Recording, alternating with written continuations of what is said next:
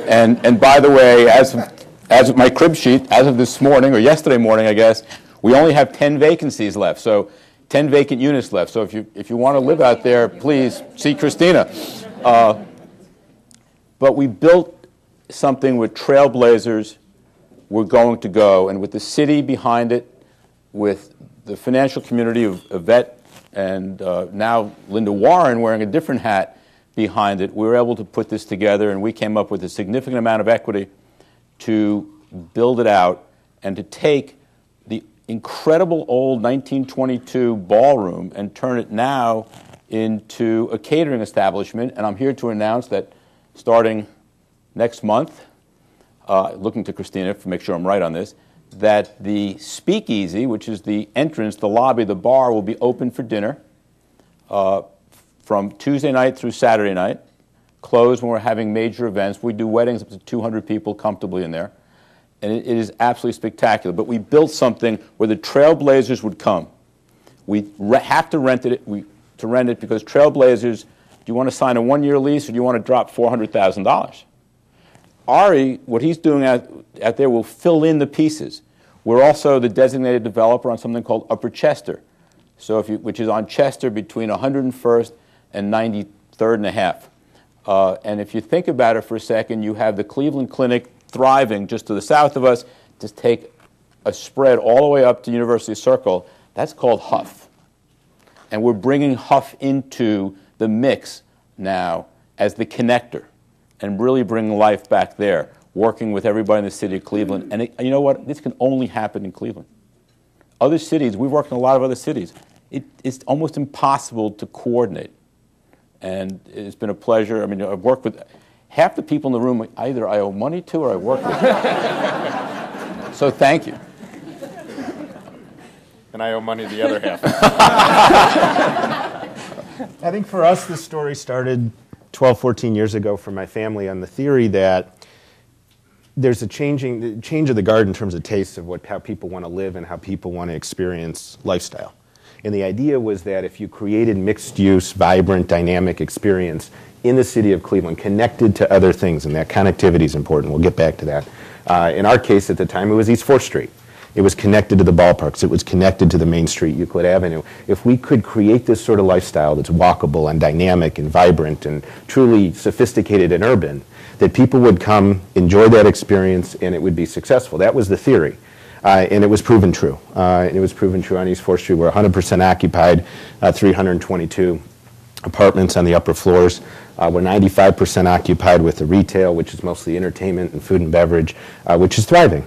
And so for us, really the next step was we started to look at the city of Cleveland, and we focused on this Euclid corridor, our Main Street. And we looked at all of the development that was happening on the Euclid corridor, $4.5 or so billion between the medical institutions that Chris was talking about, the higher education institutions, CSU with their college town, developers like ourselves on 4th Street and Doug Price and others making meaningful investments.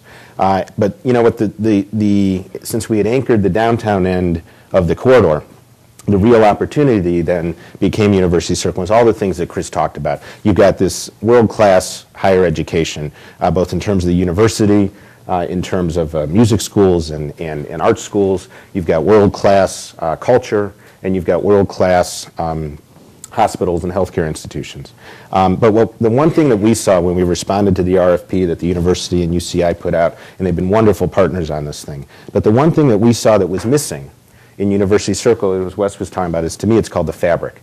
It's the thing that ties all of those things together. And it's the neighborhood. It's where people live. It's where people shop. It's where people play. It's where people eat. Again, it's the same thing we kind of did downtown on East 4th Street, maybe on a slightly bigger scale, tying all these things together. So what Uptown is, and again, thanks to, I see Jill Snyder over there with MoCA, and I don't know if David's here with CIA, but what it really is, it's the modern 21st century sophisticated neighborhood.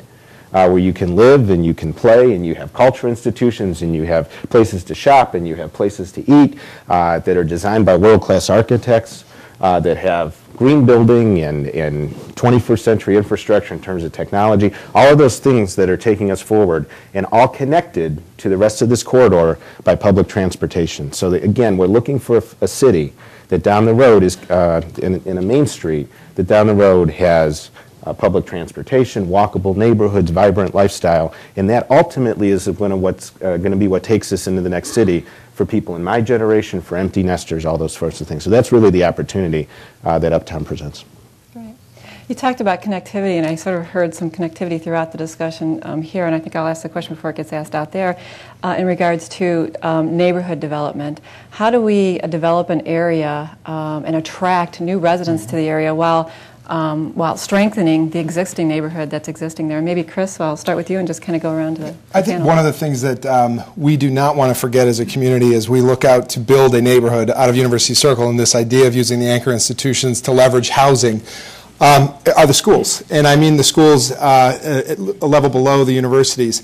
As I look out here today, we have the Friends of the Cleveland School of the Arts, the Montessori team, my friend Vicki Eaton-Johnson, my neighboring director, her son goes to Citizens Academy. There is this amazing nucleus of new model schools that might just in the end be a national model. If we look out, and we were thrilled this morning, National City and UCI opened the visitor center at Mayfield and Euclid. The Cleveland Public Schools sent representatives to our visitor center at 10:30 this morning because they get that if we're all going to be part of selling the neighborhood experience, we have to be able to sell it to families that can bring children into the district. So I think what we are doing out there is something, it's a watershed moment. It was led by the early renovations of John Hay High School, working with my former boss, Mayor Campbell, to get that done. The CSA new build that's going to happen across the courtyard with the Cleveland Foundation's major emphasis on the courtyard and bridging those campuses. But you know what's happened as we've done right by the public schools, and we've actually infiltrated those schools with an administration at the CMSD that's willing to have the talents of the arts and cultural institution directors as advisors to their program, to the art and design program at CSA, to invite the public in.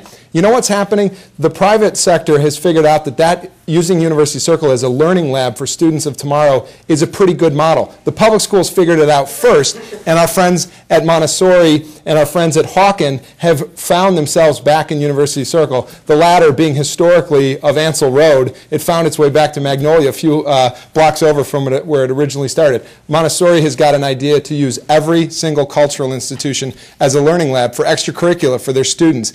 It's not completely a new concept.